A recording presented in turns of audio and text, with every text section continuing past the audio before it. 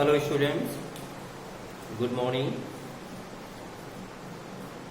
आज जो हम आपको वीडियो दे रहे हैं इसमें अल्टरनेटिव करंट के न्यूमेरिकल्स वगैरह थोड़ा सा लगा रहे हो, क्योंकि इस चैप्टर से आपको न्यूमेरिकल एक मिलेगा ही मिलेगा।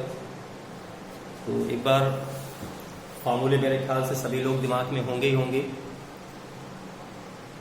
कि कैसे हम इम्पीडेंस फाइंड आउट करके प्रतिबाधा निकालते हैं, कैसे हम IRMS निकालते हैं, कैसे I0 निकालेंगे, ये ध्यान रखना है। कैसे रिजल्टेंट पोटेंशियल निकालना है, डिपेंड करता है कि वो सर्किट का नेचर किस तरह का है। That based circuit contains only resistance और ओनली कैपेसिटेंस और ओनली इंडक्टेंस, यानी परिपथ में केवल रेजिस्टेंस लगा है तो क्या होगा पोटेंशियल, केवल प्रेरकत्व लगा हुआ है तो क्या होगा, केवल संधारित्र लगा होगा तो क्या होगा। ठीक है, इसी प्रकार से कॉम्बिनेशन पढ़ेंगे, जैसे L और R होगा सर्किट में, ज़्यादातर कॉम्बिनेशन इसी से बेस न्यूमेरिकल आता है। तो एक चीज़ और अच्छे से समझ लेंगे थोड़ा सा, कि इसमें से जो एक नंबर क्वेश्चन ज़्यादातर मिलता है वो IRMS is equal to I0 by √2 या VRMS is equal to V0 by √2। इससे बेस आपको न्यूमेरिकल मिलता है। तो यहाँ पर ध्यान रखना है कि ये जो IRMS वैल्यू है, ये हमारी जो वैल्यू होती है, कौन सी वैल्यू होती है, आभासी वैल्यू होती है। ठीक है ना। और जो रियल वैल्यू है, मतलब जो वास्तविक मान है, वो हमारा कौन है, ये है। रियल वैल्यू ये है और अपॉरेंट वैल्यू ये है। आभासी मान ये है और ये आपका रियल वैल्यू, यानी कि घरों में जो अमीटर लगा होता है उसमें जो रीडिंग आपको दिखती है वो IRMS होती है।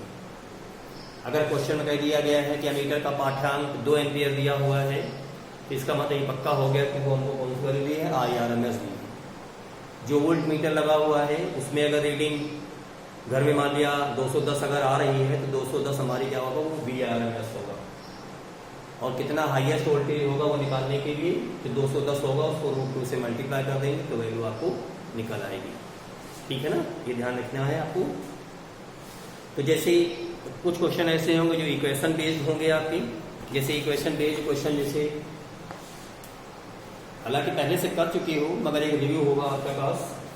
I इक्वल टू दिया है 14.1 साइन 6280 t प्लस π/3। अब इसमें इस क्वेश्चन में इन्होंने पूछा है कि धारा का वर्गमान मूल मान क्या होगा, यानी कि IRMS value of current, IRMS value of current and phase and frequency also. मतलब आवृत्ति भी निकालनी है, IRMS मान भी निकालना है और फेज भी निकालना है। तो सबसे पहले हम क्या करेंगे, इसकी जो बेसिक इक्वेशन है we will compare it. That is I equal to I0 sin omega t plus phi। So here I0 is what? I0 is 14.1 ampere and here this is omega, that is 6280 and here phi equal to π/3। One answer is clear है। एक answer यही हो गया आपका, face मिल गया आपको। Frequency is inside in this one because omega is equal to 2πn and 6280 equal to 2 into 3.14 into n। तो यहां से आप n निकाल लेंगे। And IRMS, to get IRMS is equal to I0 by √2। I0 is this one 14.1 upon √2। Here to get the correct answer, you place the value of √2, that is 1.41 only। 14.1 it is 1.4 up to 2 digits and you get the answer, that is the value of IRMS, and this is the question and its answer also। If the circuit contains only inductance, अगर circuit हमारा केवल क्या है, प्रेरकत्व जुड़ा हुआ है, तो उसमें आपसे पूछ सकते हैं कि प्रतिबाधा कितनी होगी, प्रेरण प्रतिघात कितना होगा, या अगर संधारित्र जुड़ा होगा तो धारती प्रतिघात पूछेंगे। तो जैसे क्वेश्चन दिया हुआ है, कुंडली का प्रेरकत्व जो है वो 0.5 हेनरी है। कुंडली का जो प्रेरकत्व है वो 0.5 हेनरी है। प्रेरकत्व मीन्स मतलब इंडक्टेंस मतलब एल।